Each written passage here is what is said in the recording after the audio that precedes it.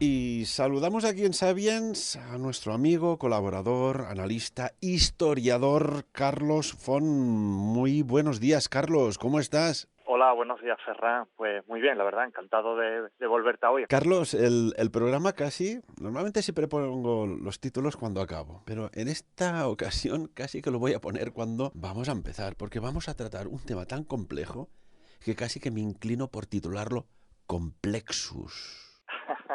Pues estarías acertado, ¿eh? No resta un ápice de realidad, porque sí, es un tema complicado, complejo, pero bueno, vamos a intentar modestamente alejarnos de las brumas de la conspiración y ponerlo todo bajo el foco de la historia. Yo, Carlos, si me permites, para entrar un poco en el restaurante del conocimiento, qué bonito, ¿eh? Vamos a hablar de los protocolos de los sabios de Sion. Y yo que soy un amante, descifrador de los contenidos de la película Matrix, fíjate tú qué casualidad, cuando hablamos de Sion, en Matrix, Zion es esta ciudad aparentemente a día de hoy ficticia, que sale en las películas de Matrix, y que es la última ciudad humana del planeta Tierra producto de una guerra de los seres humanos, de la humanidad, contra los robots, pero robots altamente sofisticados, y que produjo formas de vida artificiales que su objetivo era dominar los mundos.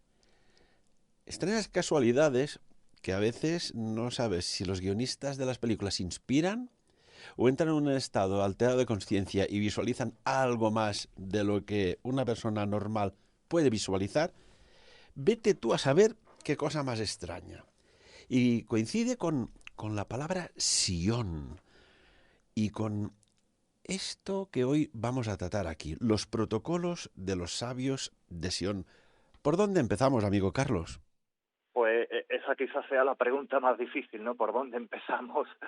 Porque es un tema, la verdad, bastante denso, ¿no? Y sobre todo que arrastra una época con unos sucesos históricos muy determinados, pero que los coletazos, digamos, de esa época y de ese pensamiento todavía lo seguimos viviendo en la actualidad.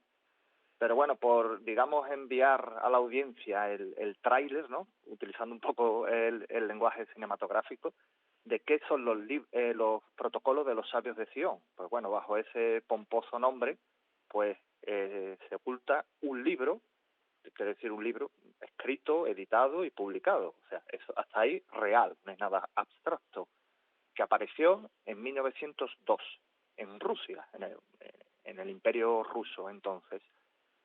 Y a partir de ahí, pues se reprodujeron bastantes ediciones a todos los idiomas europeos y en el plazo de unos 15 o 20 años, pues prácticamente había ediciones de este libro por toda Europa, luego también por Norteamérica, en Estados Unidos, pero esto que podría ser así a grosso modo pues un éxito editorial, los protocolos de los sabios de Sion, por lo que acabamos de comentar, pero claro, la primera pregunta es obligada. ¿De qué trata este libro? O sea, ¿de qué habla? ¿Qué tipo de libro es? ¿Qué contenido contiene? Y luego, haciendo también una sinopsis, ya abusando del lenguaje cinematográfico, pues básicamente lo que plantea los protocolos de los sabios de Sion es que describe una supuesta, entrecomillámoslo de supuesta, conspiración judía fabricada, elaborada y organizada por los judíos para tomar el poder mundial a través de los diferentes países del mundo.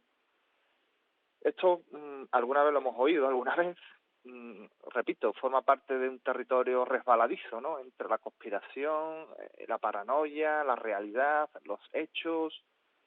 Pero bueno, con tu permiso y con tu ayuda, pues poco a poco iremos desentrañando qué hay de realidad y sobre todo qué hay de mentira, ¿no? En este libro y en este contenido.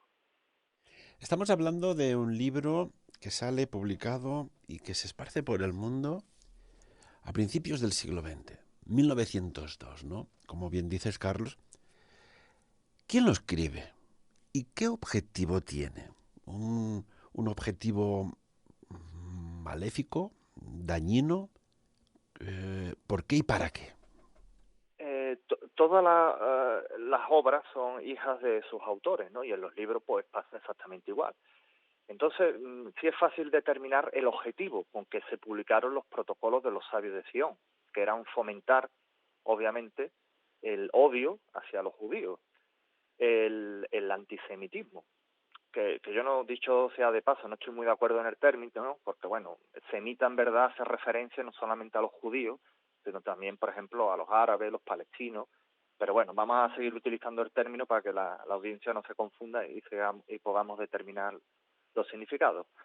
Y era un poco para justificar también todo el odio y todos los crímenes que se hacían contra los judíos en Europa. Y estamos hablando a principios del siglo XX, o sea, un siglo dominado por la técnica, por la tecnología, por la ciencia, en definitiva por el progreso. No estamos hablando de la Edad Media, pero sin embargo el odio hacia los judíos, lo que se creía que representaban los judíos, estaba muy bien asentado en la sociedad europea y en todos los países, independientemente de su régimen político, porque había un antisemitismo largamente labrado, tanto en Rusia, que era un imperio autocrático, como en la republicana Francia, ¿no? Que era la banderada de las libertades desde la Revolución Francesa, y luego Alemania.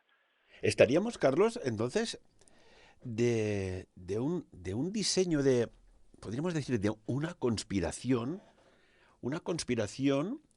evidentemente que no existía Internet en aquellos tiempos, que, pues bueno, a través de un libro titulado Los Protocolos de los Sabios de Sion, con un objetivo y un contenido falso, pero que generaba una acción peligrosa consecuente de su contenido. Exacto, muy peligrosa, porque es obvio que el libro no creó el odio hacia los judíos.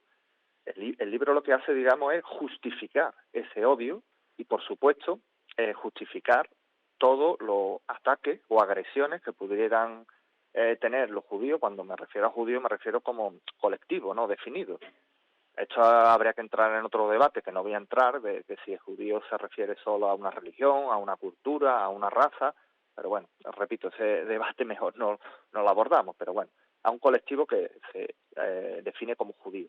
Entonces, el libro lo que hace y pretende es eso, es justificar ese odio y, por supuesto, todos los ataques que recibieran los colectivos judíos. O sea que se crea una conspiración para desacreditar, pues bueno, el credo judío, toda una forma de hacer. ¿Es esto? Sí. ¿Y quién hay? ¿Se ha llegado a saber quién hay detrás? Mm, eh, Fíjate tú que es tan cuestionable los autores, y digo autores en plural, del libro como el contenido del mismo, porque también hay que tener en cuenta que en las múltiples ediciones posteriores le han añadido introducciones de autores con nombre y apellido, sobre todo, bueno, políticos extremistas de los años 20 y 30, pero en su momento no apareció firmado, digamos, era como una especie de obra libre, pero que se reafirmaba muy fehacientemente en el contenido que publicaba. Y los protocolos de los sabios de Sion, desde su primera edición, propaga el contenido del primer congreso sionista que se celebró en Europa en 1897, en Basilea, en Suiza. Es verdad, aquí vamos a cabalgar un poco entre lo que es la historia y lo que es la historia ficción, pero es verdad que ese congreso se celebró en esa fecha, también es verdad que se celebró en Basilea, y también es verdad que los líderes del sionismo de entonces, sobre todo un periodista húngaro, que fue Theodor Herzl, que fue el creador, digamos, teórico del semitismo, eso es real, o sea, eso es comprobable y es cierto. Ahora, de lo que se hablase, deliberase o se discutiese en ese congreso, el congreso duró 10 días, y que este libro se hiciese eco de lo que se dijo en ese congreso y lo publicase tal cual, ahí es donde ya hay más dudas. De hecho, no se sabe realmente el contenido de las reuniones. Es como, para que nos entiendan los seguidores del programa, como si tuviéramos acceso, digamos, a las deliberaciones del Consejo de Ministros o de cualquier cumbre europea o de una cumbre de la OTAN o del G7, ¿no? Entonces, claro, el libro juega con eso, ¿no?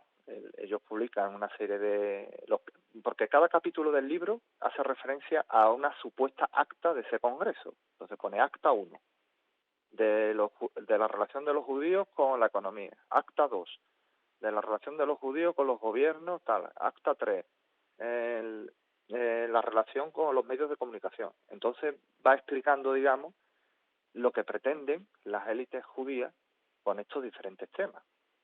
Y claro, ahí también, si tú lo lees, te hace sospechar, porque es un libro autoinculpatorio. O sea, quiero decir, que ellos desvelan todos sus planes y lo que van a hacer y cómo lo van a hacer. Hombre, si fuera real nadie hace eso. Quiero decir que aunque fuera real, nadie desvela sus intenciones políticas a corto plazo, ¿no? ¿Quieres decir, Carlos, que dentro de los protocolos de los sabios de Sion, que son 24 protocolos, son 24 estrategias o falsas estrategias para generar, podríamos decir, una aversión de la sociedad hacia el pueblo judío? Sí. El problema no es cuando se publicó los protocolos, repito, en 1902, porque, bueno, pasó en ese momento bastante desapercibido. Cuando fue, digamos, el boom editorial, cuando ya empezó a sacudir conciencia y a captar adeptos de una manera gigantesca, fue a partir de 1917. Y claro que es un año clave en la historia contemporánea, como todos sabemos, es el año de la Revolución Rusa, la Revolución Bolchevique. Y a partir de ahí, muchos que no habían prestado demasiada atención al libro, pues entonces empezaron a focalizar su mirada y su atención en el contenido del libro. ¿Y por qué?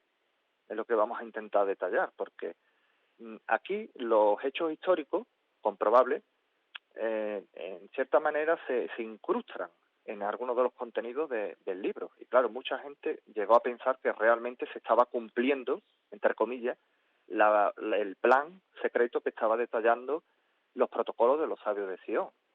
Y me refiero, por ejemplo, de que la Revolución Rusa, la mayoría de los líderes bolcheviques, Trotsky es el más famoso de ellos, pero también hubo otros como Kamenev, Zinoviev, todos eran judíos o de ascendencia judía. Por tanto, la Revolución Rusa, digamos, la lideraron judíos. Claro, alguien me podrá decir, bueno, y Lenin, que fue, digamos, el líder indiscutible de la revolución, pues hace unos 5 años escasos, incluso se ha publicado en Rusia, en base a documentación del KGB, de que Lenin también tenía ascendencia judía por parte de la rama materna de su familia. O sea, entre comillas, también se le podría considerar como judío o de ascendencia judía. Entonces, claro, los ojos de Europa, sobre todo la Europa contrarrevolucionaria, empezó a pensar que dice, claro, ahora se cumple lo que está escrito en los protocolos de los sabios de Sion.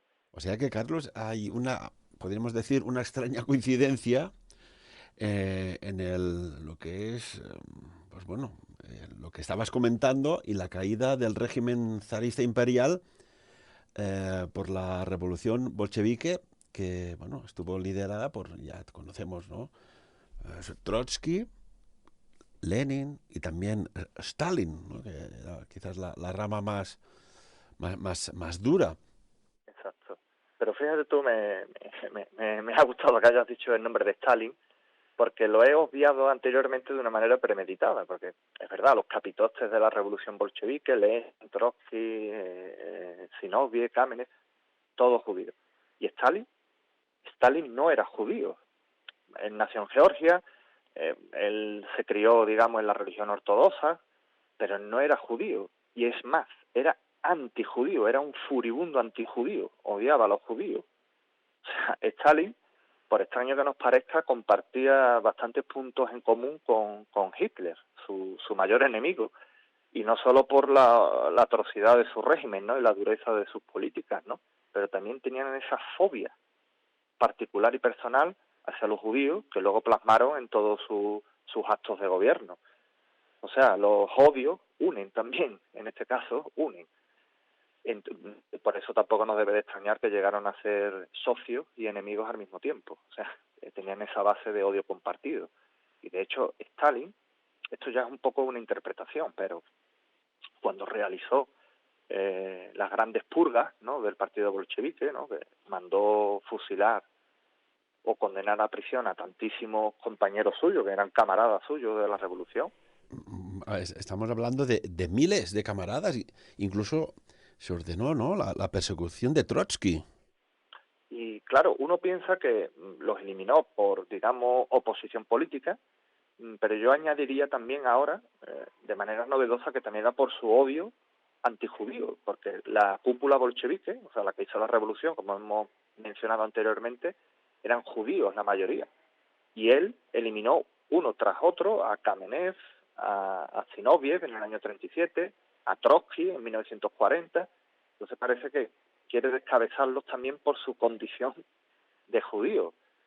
Y esto, que podría parecer un pensamiento aislado, pues no lo es, porque cuando terminó la Segunda Guerra Mundial, con todo lo que sufrió Europa y, bueno, el Holocausto, Stalin recrudeció la política antijudía otra vez en la Unión Soviética.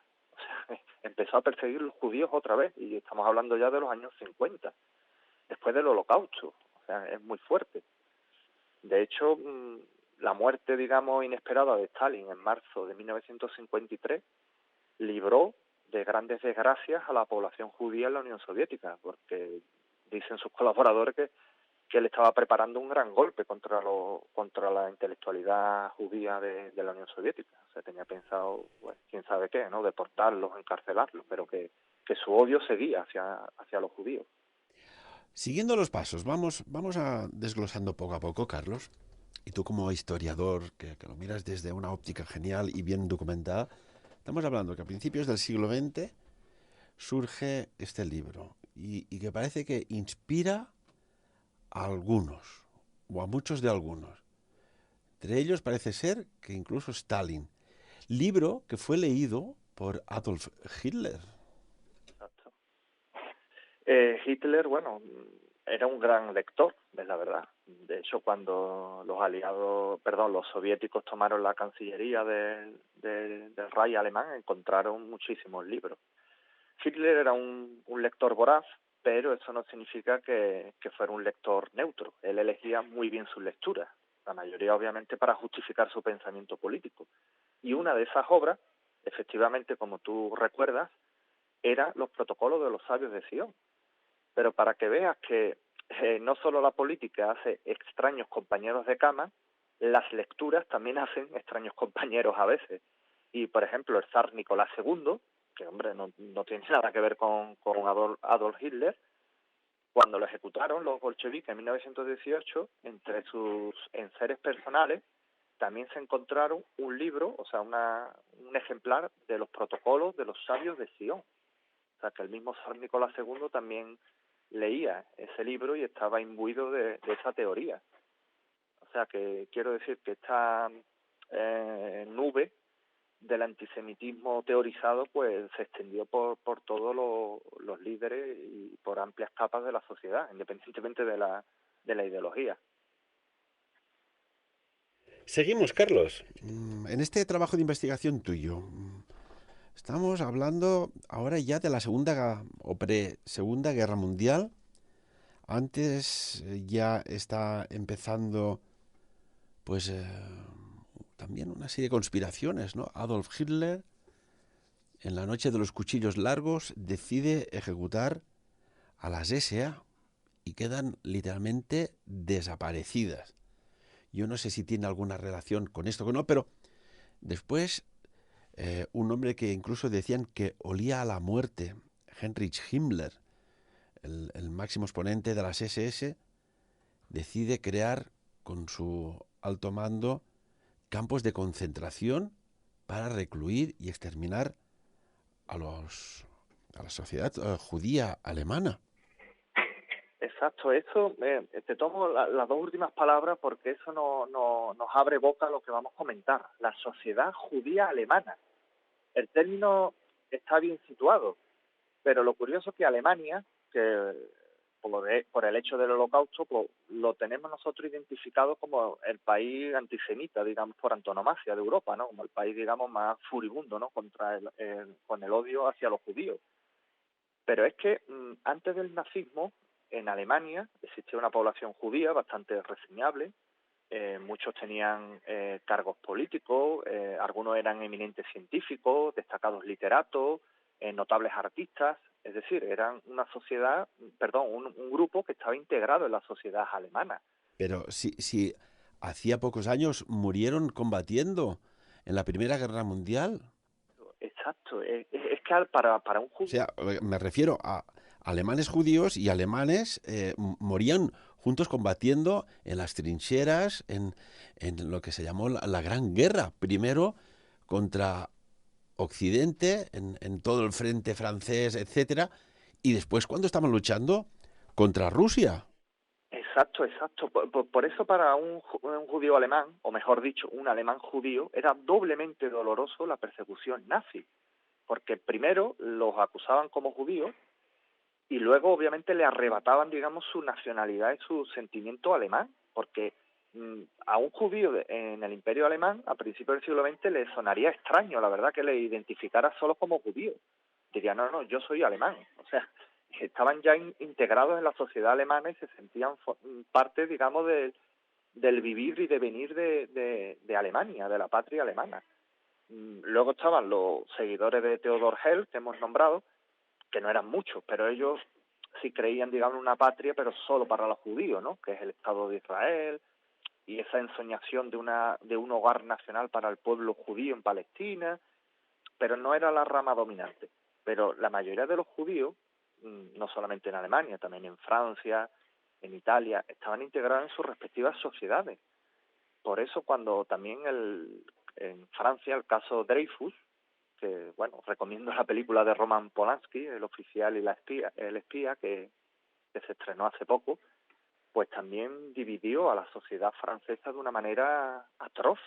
Pues claro, mucha gente no entendía esa campaña en contra de Dreyfus. Que... Estás hablando de que rondaba a finales del siglo XIX, ¿no? Cuando aquel famoso capitán militar del ejército francés, Alfred Dreyfus, ingeniero politécnico de origen judío alsaciano, fue acusado de haber entregado a los alemanes documentos secretos. Aquí hay otra conspiración extremadamente compleja. Explícanos. Eso sí fue una conspiración y además fue un acto, digamos, premeditado para acusar y degradar a Dreyfus, porque el delito de Dreyfus, digamos, es que era judío, entre comillas, o sea, lo acosaban por ahí. Luego, claro, de cara a la opinión pública, pues tenían que, digamos, crear una cabeza de turco y un objeto de acusación más grave, que fue lo que tú comentabas de espionaje militar. O sea, a Dreyfus lo acusaron de pasarle secretos militares a Alemania, que es verdad que es un delito muy grave, porque en aquella época las relaciones con Alemania no eran muy buenas. De hecho, luego estalló la Primera Guerra Mundial. Pero luego se demostró que los documentos que le esgrimieron a ellos que había firmado Dreyfus, pues esa firma no era suya, habían falsificado su propia letra, su propia firma. Es el típico juicio que antes de abrir la sesión el veredicto ya está tomado. Entonces fue un hachazo de injusticia en la sociedad francesa y hubo pocos intelectuales, sobre todo queda el recuerdo de Émile Zola, con su famosa carta Yo acuso, ¿no?, al presidente de Francia, dejando testimonio flagrante de la injusticia que se estaba cometiendo. De todas maneras no sirvió para nada porque al pobre Dreyfus lo condenaron y lo enviaron al penal de la Isla del Diablo, en la Guayana, que esto era el infierno sobre la tierra. Luego abrieron como una especie de segundo juicio, con nuevas pruebas, testimonios, y lo rehabilitaron. De hecho, Dreyfus pues combatió la Gran Guerra y luego vivió discretamente hasta 1935 cuando falleció, ¿no?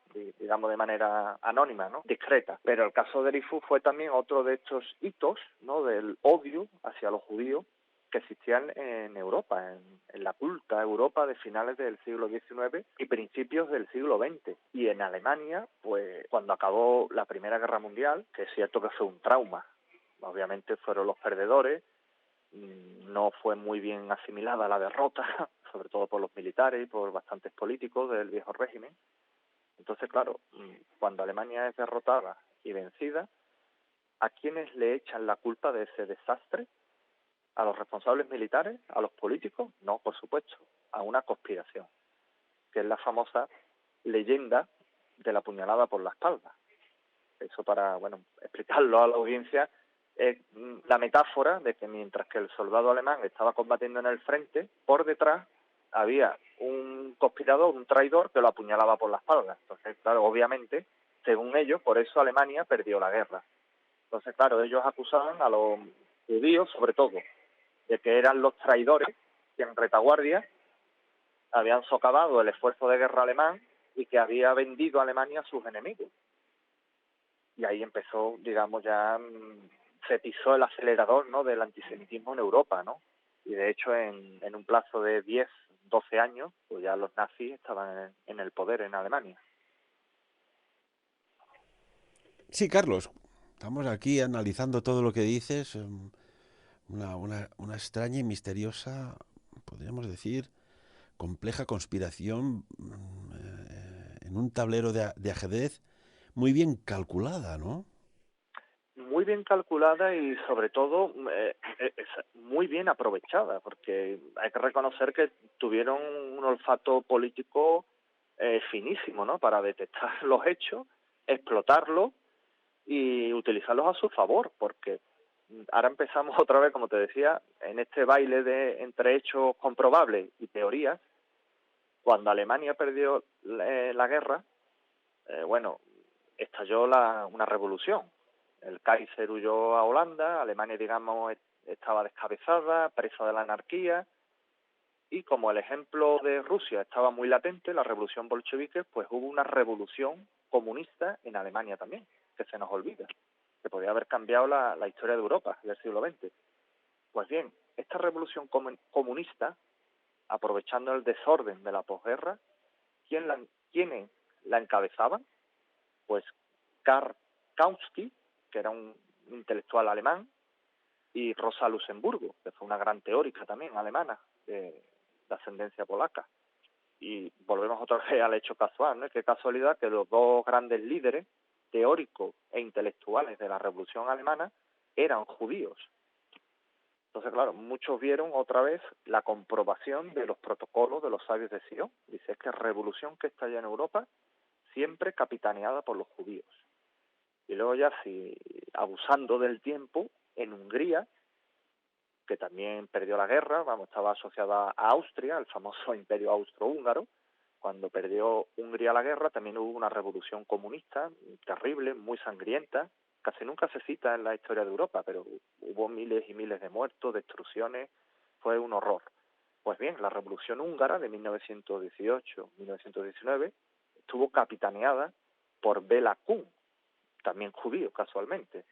Entonces, claro, con todos estos datos que estamos aportando, muchos de los teóricos del antisemitismo veían el libro de los protocolos de los sabios de Sion y lo leían como la Biblia. Dice, es que es cierto, todo lo que ya se ha publicado se está cumpliendo a rajatabla. La revolución rusa, obra de judíos; la revolución alemana, obra de judíos; la revolución húngara, obra de judíos. Entonces, claro, empezaban ya a asimilar a los judíos como el fermento de donde nacen todas las revoluciones, con todas las destrucciones y desórdenes que producen. Luego, Y en tu... Sí, dinos. no, simplemente añadir una palabra más, que se añadía a la palabra judío, que obviamente la conocía todo el mundo, comunista o bolchevique. O sea, la conspiración judeo-comunista o judeo-bolchevique. Cuando hablabas de Stalin y Hitler, es curioso, ¿no? Porque esto tampoco la gente lo sabe mucho. La Segunda Guerra Mundial realmente salta, sale los ejércitos de los cuarteles por parte de la Alemania hitleriana hacia la invasión de Polonia, pero es que también de parte de la URSS de Stalin, y se reparte en la mitad de Polonia. Y se ve allí, y hay documentos, hay filmaciones en Brest-Litovsk, como militares de alto rango y soldados alemanes se saludan con militares y soldados de alto rango soviético de aquel entonces. Eh, ¿Por qué? ¿Qué análisis, qué conclusiones puede sacar de aquí? Pues sí, la foto la verdad que es bastante gráfica, es terriblemente gráfica, porque se ven a los dos soldados en plan afable, ¿no?, de camarada, ¿no?, compartiendo risas, Y ahí se ve la complicidad de los totalitarismos. O sea, los grandes enemigos mm, al final son los que mejor se entienden. ¿Por qué? Porque son prácticamente iguales. Lo que cambia es el nombre, el color del uniforme, el emblema, pero los totalitarismos es una hidra con dos cabezas. Entonces, Stalin y Hitler compartían más odio que afecto, y todas sus fobias las tenían también en un plano compartido. De hecho, Stalin, esto se sabe poco, pero en los años 20 intentó crear una especie de república soviética solamente judía, eminentemente judía, en el corazón de Siberia. De hecho, muchos judíos emigraron, pero bueno, las condiciones climatológicas de Siberia no animan a prosperar, y bueno, fue medio un fracaso, ¿no? Pero la intención estaba ahí. O sea, era la idea de que los judíos no podían vivir, digamos, con el resto de la sociedad, que tenían que ser primero marginados, luego separados y, si era posible, expulsados. Y Stalin también hizo esa política. Porque claro, si le hablamos de Hitler, pues no nos sorprende, obviamente, ¿no?, con todo lo que ocurrió en la Segunda Guerra Mundial. Pero es que Stalin también fue el campeón del antisemitismo en Europa. ¿Quién escribió los protocolos de los sabios de Sion? ¿Quién, perdón? ¿Quién lo escribió, el libro este? Pues mira, siéndote muy, digamos, minucioso, se demostró, no en su momento, pero en los años 20, hubo una investigación del diario británico The Times que llegó a ponerle el cascabel al gato. Y al final se descubrió que los protocolos de los sabios de Sion habían sido un plagio, una falsificación de otra obra. Eran plagio de una obra, fíjate tú los vericuetos de la historia. Aquí quería llegar yo, porque esto no surge porque sí. Aquí hay algo más. ¿Qué has descubierto? No, pues que, digamos, la estructura, incluso desde el punto de vista literario, si se puede llamar de esa manera, los protocolos de los sabios de Sion están basados en una obra de mediados del siglo XIX que se publicó en Francia, que recibió el nombre, la obra en Francia, de Diálogo en el infierno entre Maquiavelo y Montesquieu. Era una especie así de reflexión filosófica sobre los abusos de poder, el autoritarismo, y ese libro francés en verdad iba encaminado en contra de Napoleón III, que era, bueno, el emperador que había en Francia entonces, y era un ataque contra su persona. Pues bien, la estructura, digamos, de redacción, de organización de este libro del siglo XIX, que aparentemente no tiene nada que ver con nuestra historia, pues fue el modelo que inspiró los protocolos de los sabios de Sion. Obviamente el contenido es distinto, pero el armazón, digamos, proviene de ahí. Y luego ya la policía secreta zarista, la terrible Ojrana, fue, digamos, la que le dio ya el marchamo final a la obra. Y entonces fueron ellos los que lo publicaron, vamos, los que se encargaron de editarlo y publicarlo en la Rusia zarista, como decíamos antes, en 1902. Sobre todo para justificar los numerosísimos pogroms que habían en Rusia, los ataques a aldeas judías, a casas judías. Entonces, por una parte, resumiendo, digamos, la cuenta, pues estamos ante un plagio de una obra decimonónica en estructura, pero que luego el contenido lo rellenó, digamos, la policía secreta zarista. Eso lo mezclamos y resulta los protocolos de los sabios de Sion. Vaya obra, vaya falsificación, vaya manipulación más terrible que estigmatiza a todo un pueblo. Pues sí, porque detrás de una idea siempre hay un pensamiento, pero es que detrás de una idea suele traducirse en un hecho.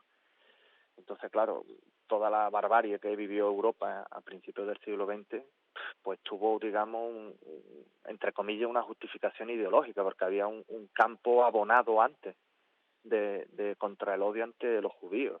Y fíjate, Ferran, porque son como las raíces de los árboles, ¿no? Las raíces del odio son muy, muy profundas. A veces cortas el árbol, pero las raíces permanecen ahí y vuelven a crecer. Cuando pasó el Holocausto, que en Europa se creía que más abajo no se podía llegar. Esto eran los sótanos del infierno, ya no se puede llegar a más. Pues al año siguiente, en 1946, en Polonia, que había sufrido tanto de mano de los soviéticos, de los alemanes, luego de los soviéticos otra vez. Bueno, sabemos cómo partieron el mapa de Polonia. Polonia, una nación mártir. Pues bien, la martirizada Polonia, en 1946, repito, fue testigo de otro pogrom, de otra matanza de judíos. ¿Qué dices? ¿Cómo puede ser esto? Es el pogrom de Kielce. Kielce es un pueblecito, vamos, en ese entonces era una aldea de Polonia. Y ahí hubo un pogrom, una matanza que murieron cerca de 40 judíos, o sea, supervivientes del Holocausto. Es que el humo del Holocausto aún se podía oler en Polonia, literalmente. Y tú lees la historia del pogromo de Kielce, que fue en julio de 1946, y esto sí que parece ciencia ficción. Dice, pero ¿cómo es posible que después del Holocausto siga habiendo matanzas de judíos en Europa? Y no eran los nazis ya los habían derrotado, y los alemanes estaban hundidos, los propios polacos. Y luego tú lees cómo se desarrollaron los acontecimientos, y si no te digo el año en que ocurrió, me podrías decir perfectamente que eso ocurrió en la Edad Media, porque el modus operandi es el mismo que se hacía en la Edad Media, cuando había algunas persecuciones contra los judíos. En este caso era un niño que se extravió y digamos que desapareció. Claro, obviamente los padres, pues, preocupados, buscaron al niño y tal, y luego el niño pues apareció, pero es que el niño confesó de que había sido secuestrado. Entonces, claro, los padres pues llamaron a la policía, los cuerpos de seguridad, y cuando le preguntaron al niño de quién le había secuestrado, pues el niño señaló una casa que casualmente vivía un judío. Entonces, pues te puedes imaginar ya cómo termina la historia. Entonces se abrió ahí una ola de terror ahí infundado, de ataque, de paranoia. También hubo enfrentamiento entre la policía, guardias armados, vecinos y tal. Pero es que el odio a los judíos siguió, se aprendió al instante, no se había apagado a pesar de lo que pasó en el Holocausto. Entonces el resultado fue terrible. 40 muertos, varias decenas de heridos, y repito, 1946. ¿Quieres decir que se utilizaba pues una idea, una falsa idea para buscar, ¿sabes? Para tener un enemigo que estaba por ahí y los errores cometidos o que se estaban cometiendo así quedaban como más disimulados? Sí, porque es el famoso chivo expiatorio, ¿no? Que eso lo utilizan todos los países a lo largo de la historia, que para una coyuntura concreta es muy efectivo, ¿no? Pues, le cargas la culpa de tu fracaso a un colectivo, sea por raza, por religión o lo que sea, y la gente no sé por qué tiende a creer eso, ¿eh? También hay que tener en cuenta que estos sucesos siempre ocurren en coyunturas muy muy graves, ¿no? Ya véase guerra, revolución, como ocurría en la Edad Media, ¿no? Que los pogroms antijudíos de la Edad Media pues siempre ocurría cuando había una carestía de vida, había una mala cosecha, habían envenenado el pozo, ¿no? Y siempre le echaban las culpas a los judíos, ¿no? En los barrios judíos, ¿no? Pero en este caso lo sorprendente y terrorífico es eso, y esto ha pasado muy muy desapercibido, y yo creo que es tan doloroso el tema, incluso la propia Polonia de hoy, ¿no? Las propias autoridades polacas de hoy no quieren admitirlo del todo, no quieren reconocer un poco los hechos, ¿no? Entonces, pero la cuestión es que siguió.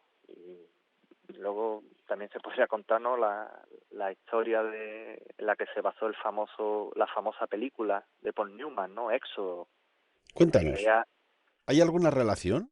no hay ninguna relación, pero la atmósfera es la misma, ¿no? La película, que seguramente la habremos visto, ¿no? En alguna de estas sobremesas, que era de un barco lleno de refugiados judíos del Holocausto, y el barco pues se encaminó hacia Palestina, porque el judío que podía salir de Europa, digamos, que tenía ciertos medios económicos para salir, el sueño dorado era Palestina. O sea, que ahí es cuando caló la idea de Theodor Herzl, del sionismo, ¿no? De crear una patria judía en Palestina. Pero la cuestión es que este barco de refugiados, pues digamos que las autoridades británicas le denegaron el acceso, les pusieron muchísimas trabas, no querían problemas. O sea que todo esto del sentimiento de solidaridad, ¿no? Por lo que había pasado en el Holocausto, hay que relativizarlo. Hoy lo vemos, hoy la condena es unánime, ¿no? pero en ese momento todavía los rescoldos de la tragedia europea estaban muy vivos, entonces no fue el proceso tan sencillo como pudiéramos pensar. Entonces todos estos odios, todo este resabio todavía estaba muy, muy presente. Incluso la Unión Soviética, después de la muerte de Stalin, en los años 80 hubo otra vez brotes, digamos, antisemitas, ¿no? De hecho, una de las últimas oleadas, digamos, grandes migratorias de judíos hacia Israel fue a finales de los 80 y eran provenientes de la Unión Soviética, porque no, las autoridades soviéticas les pusieron muchas trabas, problemas, y para que no se sintieran cómodos y, digamos, obligarles a emigrar, y muchos pues migraron a Israel. Cuando hablas de los protocolos de los sabios de Sion, evidentemente una obra diseñada, primero plagiada, remaquillada y diseñada para desprestigiar un pueblo. Esto con tu análisis nos ha quedado clarísimo. Me has hecho recordar de los protocolos de los sabios de Frankfurt. Rondaba una noche del año 1776, la famosa noche de los Walpurgis, en un bosque en la Baviera alemana. Allí se juntaron una serie de personas para fundar una nueva orden secreta, los perfectibilistas o Illuminatis, que a día de hoy también vaya ríos de tinta y teorías de la conspiración que ha dado juego todo esto, ¿verdad? Muy cierto, los Illuminati. De hecho, nosotros hemos estado aquí, bueno, utilizando los términos judíos, pero si, por ejemplo, nos trasladásemos al caso español, sustituye judío por masón o masónico y es la misma fórmula, o sea, el odio a lo masón, conspiración masónica. También hay una cuestión objetiva, ¿no? Que desde los Reyes Católicos, digamos que no hay una población judía numerosa, ¿no? En España o en la península ibérica. Bueno, es que los expulsaron. Y curiosamente coincide con la expulsión de los judíos grandes gestores de las administraciones económicas y España empieza lo que podríamos decir una debacle económica desde entonces. Eh, Más que económica, yo no me atrevería tanto porque, bueno, estaba ahí el descubrimiento de América y tal, pero de lo que es a las élites intelectuales, en eso sí se resintió bastante, porque es verdad que los judíos en la corte de los reyes católicos estaban bien posicionados. Bueno, de hecho, la propia Isabel la Católica tenía confesores judíos, de origen judío. Y una cuestión, Carlos, nos quedan nada, 4 minutos de entrevista sobre tu trabajo de investigación sobre los protocolos de los sabios de Sion. ¿Por qué desde tiempos ancestrales? Es que esto no se remonta hasta hace un siglo o dos. Desde tiempos ancestrales hay un claro objetivo de dividir la sociedad, de dividir las religiones, de distanciarlas, de crear crispación, enemigos donde no están. ¿Qué sucede aquí? Pues sucede lo que siempre ha sucedido y yo creo que por desgracia va a suceder, porque el poder siempre es piramidal, siempre de arriba hacia abajo. Nosotros creemos ingenuamente que se constituye de abajo hacia arriba, nada más de la realidad. Y yo creo que esa tendencia se repite siglo tras siglo. Le podemos llamar diferentes nombres, aristocracia, élite, nobleza, como lo quieras llamar. Pero yo creo que la tendencia es unidireccional, siempre es la misma.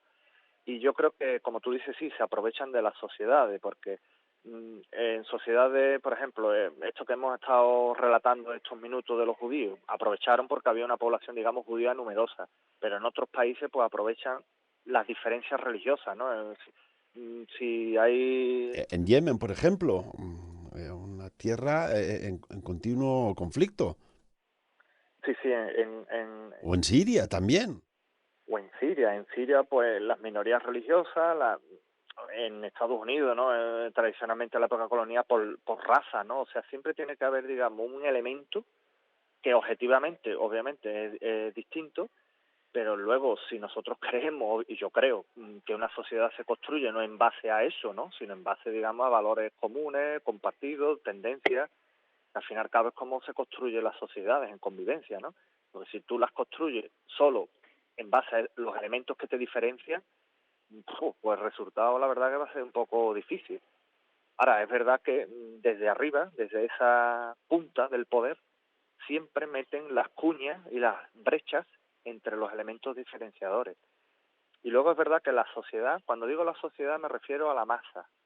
Es fácil de convencer, no es tan difícil. Es más difícil convencer a una persona individual que a 200 o 300 personas. Parece paradójico, pero es así.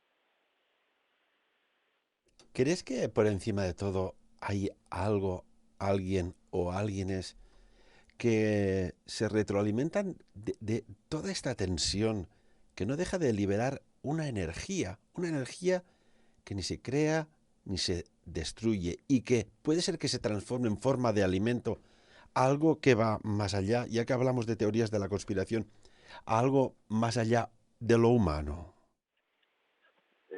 Desde luego, haciendo el juego de palabras, lo que no es humano lo que hacemos los propios humanos. O sea, porque es verdad que la historia es una rueda, ¿no? Y vas pasando por fases, pero yo lo que me cuesta mucho admitir, Ferran, es que sobre los errores superados se vuelvan a cometer otra vez de nuevo. Entonces, ¿de qué vale la historia? Esa es la gran y terrible pregunta que nos hacemos. Por eso te preguntaba, Carlos, tú como historiador profesional, decir, ¿es que hay un bucle de retroalimentación necesario cada X tiempo, cada X, podríamos decir, incluso por zonas, por paralelos que tenemos nuestra teoría de que retroalimenta algo más allá? Incluso cuando, y para acabar, ahora que cada vez los medios de comunicación más masivos ya se empieza a hablar de exoplanetas, de posibles civilizaciones, de señales FRB, tal, cuando me dicen, oye Ferran, pero ¿por qué no vienen y se presentan y se muestran? Y yo les devuelvo la pregunta, ¿tú irías a un planeta que entre ellos hay tanta hostilidad? ¿Tú irías en son de paz allá, Carlos? No, la verdad que... Además, yo tengo el convencimiento, esto es un poco pesimista lo que te voy a decir, pero yo lo que veo que en la historia lo que cambian son las formas. Te quiero decir, antes íbamos a caballo, ahora vamos en coche, antes escribíamos en un papel, ahora escribimos en una tablet. Esas son las formas, claro, el proceso tecnológico, magnífico. Eso cambia, no hay ninguna duda. Pero lo que es la mentalidad, que es lo más difícil de cambiar en la historia, eso no cambia nunca. Hubo un historiador que es francés, que no recuerdo su nombre ahora, pero decía que los cambios más rápidos de la historia eran los políticos. O sea, un gobierno, un rey, un presidente, es verdad, eso cambia siempre rapidísimo. El segundo cambio era la sociedad o la economía, porque es verdad que una economía pues necesita más tiempo, un ciclo, una generación. Y lo último que dejaba siempre era la mentalidad. Dice, y lo último que cambia, si es que cambia, es la mente humana, la mentalidad. Es terrible, pero es cierto. En fin, análisis de trabajo de investigación de Carlos Font, historiador. Nos has dado un poco de luz a veces al por qué pasan cosas que a alguien le interesa que sucedan y en realidad son auténticas y puras manipulaciones como los protocolos de los sabios de Sion. Carlos, como siempre, muchísimas gracias por aportarnos más información y más conocimiento. Gracias a ti, hombre, por brindarme esta oportunidad y bueno, he estado muy relajado y gracias por tu atención. Y como siempre, amigos y amigas, de lo aquí dicho y tratado, por encima de todo, que cada uno saque sus propias conclusiones. Buenos días. Sapiens. Dirigit i presentat per Ferran Prat.